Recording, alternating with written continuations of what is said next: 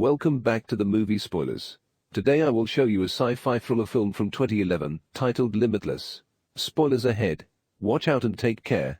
There's loud knocking on the metal door of a fancy apartment with boxed up belongings. A tiny tour of the apartment reveals two dead bodies. Eddie is standing on top of the building, right on the edge of a balcony. He takes 1 foot off the edge and he hears 2 gunshots in the next apartment over. His neighbor was shot when he must have checked. Eddie's disappointed in himself. A little over a year we see a different Eddie down the street, drinking in a bar.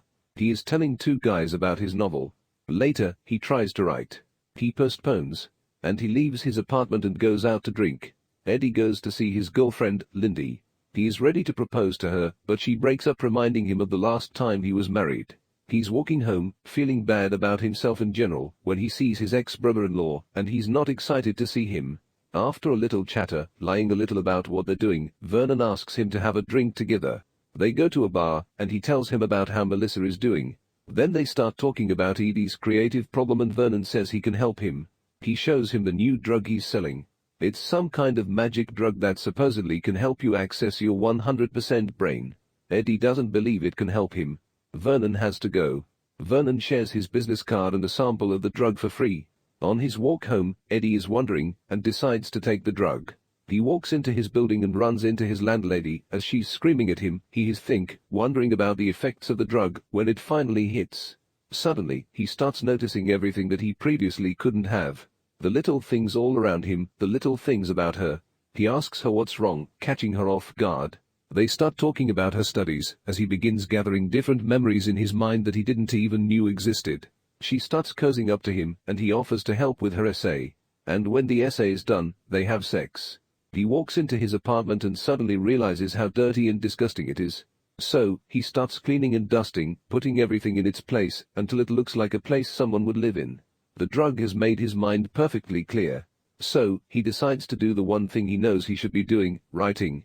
And this time, he's actually doing it. The next morning, Eddie wakes up and feels the effect of drug has gone.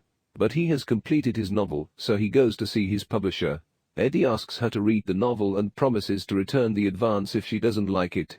He gets home and has 3 new messages from her, saying that it was brilliant. Eddie thought to call her back, but instead goes to see Vernon. He opens the doors for him, looks like someone has beaten him up. Eddie lets himself in.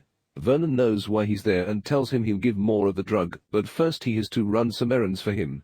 Eddie goes to get his dry cleaning and pick up some breakfast, but when he comes back, he finds the apartment door open. The place is completely torn apart and Vernon is on his couch. Eddie walks over and sees that he's dead.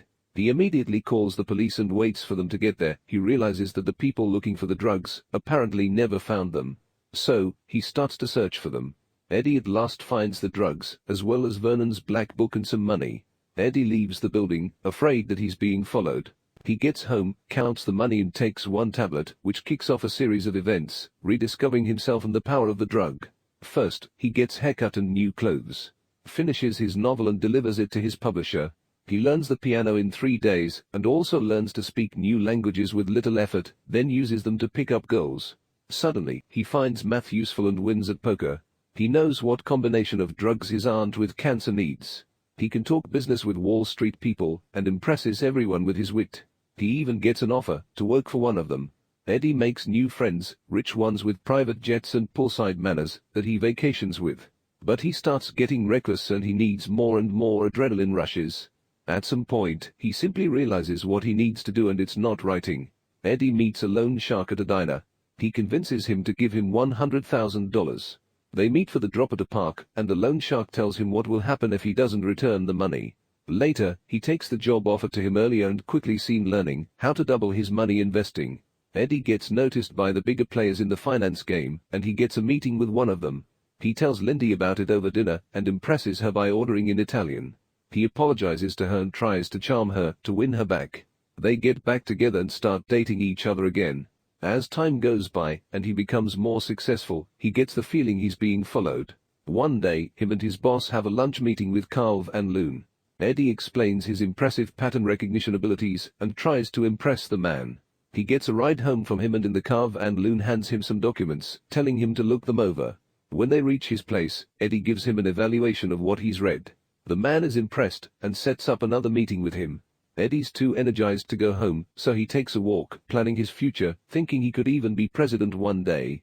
Suddenly, he starts feeling strange, as if time started to move completely different. So, he keeps walking and walking until he reaches a bar, unaware of how he got there. Then he's at a party with one girl and next in a hotel with another. He thinks he's being followed. Later he starts a fight in the subway, realizing that he's learned how to fight just by watching kung fu movies and boxing on TV.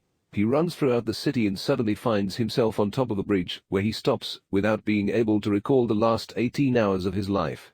Eddie wakes up the next day feeling tired. He decides not to take another tablet, and tries to go through the documents sent to him by Van Loon, but they seem illegible. Eddie goes to the meeting sober and unprepared. Van Loon keeps asking him questions expecting high-level answers from him, but all Eddie can focus on is the TV, where the news is reporting that the woman he was in the hotel with is dead. He leaves the meeting abruptly. When he gets home, the phone rings. It's Melissa. He asks her to meet him later that day. Eddie remembers Vernon's black book and starts calling the people from the list. Everyone on the list is either dead or terribly sick.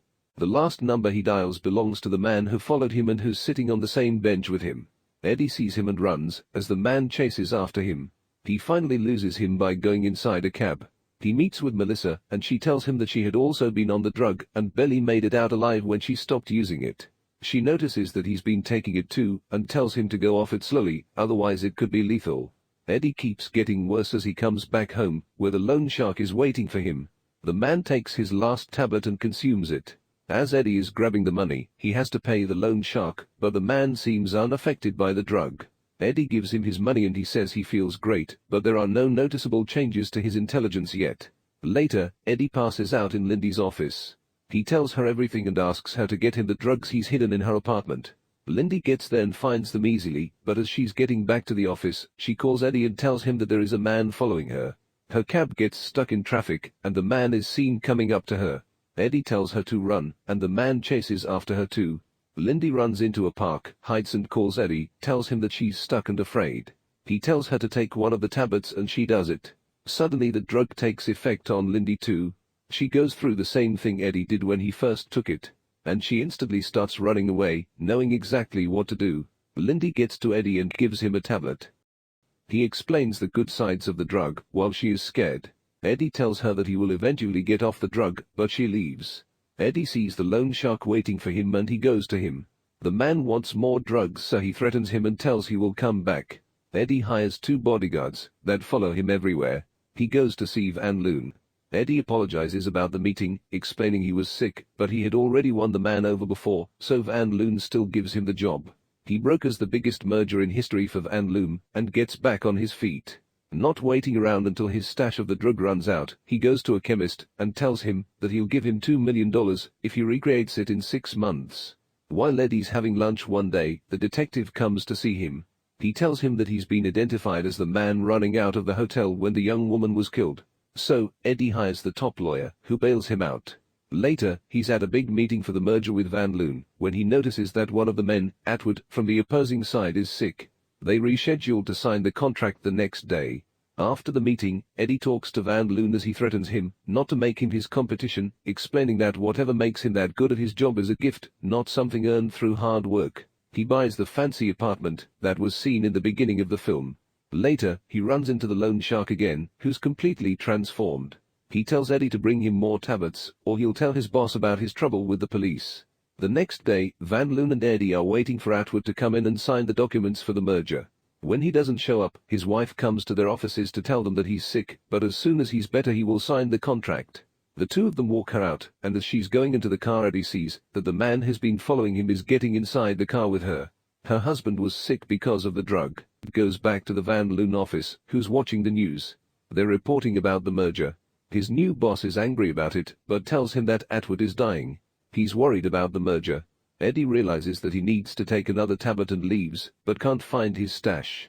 He comes back to the office, when a package comes for him.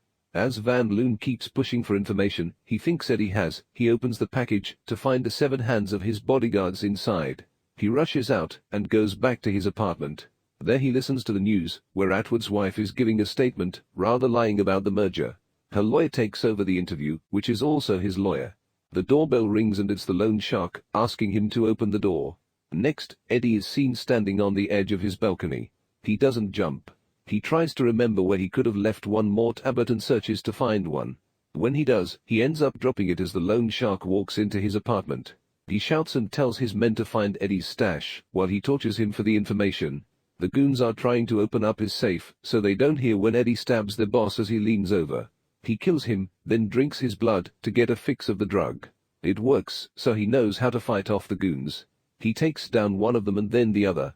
Meanwhile, Atwood dies at the hospital. Eddie goes there and is seen sitting down next to the man who followed him. Later, the same man helps him find more drugs in the apartment of the lawyer, who took Atwood's stash for himself. 12 months later, Eddie has a book out and is running for the Senate. Van Loon is waiting in his office. They chat a little, but Van Loon tells him that he knows about the drug. He tells him that he shut down his lab that morning and that he can supply him with the drug in the future if he agrees to work for him. They leave the office to get lunch together, but Eddie refuses to get in the car as well as work with Van Loon. Eddie tells him that he learned how to change the drug, how to get off it, while keeping all of the positive effects. He can see everything, he's unstoppable. Eddie refuses any possibility to work with Van Loon and sends him on his way. He walks to a restaurant and meets with Lindy there. The end. Make sure to subscribe and turn on the notification.